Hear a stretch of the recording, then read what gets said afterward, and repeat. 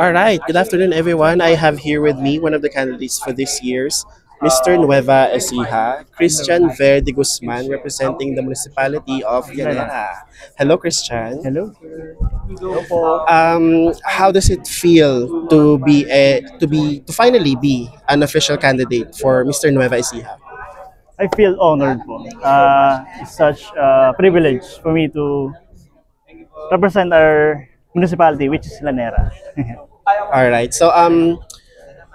This is my personal opinion lang ha. You caught my attention on all the segments earlier. Yeah. Aware ka bang gwapo ka? Actually,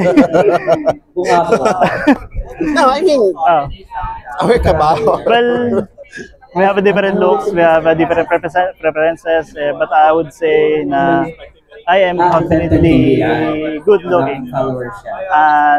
At a slightly. I love the humility. But no, seriously, for me, you stood out on all the segments earlier. So, congratulations for Thank you that. so much. Thank you. So, Meron pa dito? this is the inaugural edition ng Mr. Nueva Ecija. Yes. And kamusta yung feeling na isa ka sa first batch ng official candidate? Well, I'm very happy kasi I'm part of the I'm one of the candidate of Mr. Revesia, and I would give it and possible na mabigyan ng pagkakataon para i-represent ang Revesia and to make Revesia proud. Okay, so speaking, Yeah. assuming manalo ka ng isa sa mga crown ng Mr. Nueva Ecija, from 1 to 10, gaano ka ready i-represent ang probinsya? I would say honestly speaking 7.